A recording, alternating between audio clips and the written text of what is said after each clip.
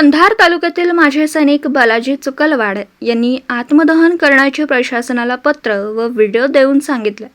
संबंधित विषयाला धरून कंधार पोलीस स्टेशनचे पीआय श्री आदित्य लोणीकर साहेब यांना सैनिक फेडरेशन मराठवाडा अध्यक्ष तथा मुदखेड नगर परिषदचे माननीय उपनगर अध्यक्ष लक्ष्मण देवदे व जिल्हा अध्यक्ष ज्ञानेश्वर पाटील डुमणे व इतर माजी सैनिक सौ सुरेखा बालाजी चुकलवाड यांनी निवेदन देऊन एका माजी सैनिकावर शहराच्या विकासासाठी 30 जानेवारी 2024 रोजी दुपारी 12 नंतर आत्मदहन करण्याचे स्थानिक प्रशासक कंधार नगरपालिकेचे मुख्य अधिकारी तथा नांदेड जिल्ह्याचे खासदार श्री प्रताप पाटील चिखलीकर साहेब यांच्या त्रासाला कंटाळून माजी सैनिक श्री बालाजी चुकलवाड माजी सैनिक संघटना जिल्हाध्यक्ष यांनी आत्मदहन करणार असल्याचं कळवलंय।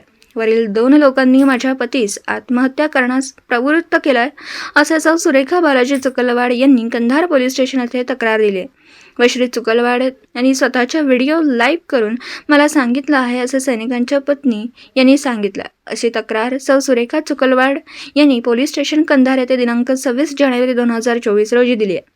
त्या तक्रारीमध्ये त्यांनी कंधार नगरपालिकेचे मुख्य अधिकारी व नांदेड जिल्ह्याचे खासदार प्रताप पाटील चिखलीकर यांच्या त्रासामुळे माझ्या पतीला आत्मदहन करण्याचे हे दोन्ही लोक प्रवृत्त करत आहेत। या घटनेचा जाब विचारण्यासाठी सैनिक फेडरेशनचे मराठवाडा अध्यक्ष तथा मुदखेड नगरपालिकेचे माननीय उपनगराध्यक्ष लक्ष्मण देवदे व नांदेड जिल्हा अध्यक्ष ज्ञानेश्वर पाटील डुमणे, तालुका अध्यक्ष अर्जुन कांबळे, पी.व्ही. वाघमारे, उमाजी पदलवार व इतर माजी सैनिक निवेदन देतेवेळी उपस्थित होते। श्री बालाजी चुकलवाड यांना आत्महत्या करण्यापासून रोखण्यासाठी पोलीस प्रशासनाने वरील संबंधितांवर त्यांच्यावर आरोप केला आहे। त्यांना समज देऊन त्यांना बालाजी चुकलवाड यांना आत्महत्या करण्यापासून रोखावं अशा विनंतीचा अर्ज पोलीस स्टेशन कंधार येथे देण्यात आला। तालुका मुदखेड, जिल्हा नांदेडहून प्रतिनिधी अतिक अहमद।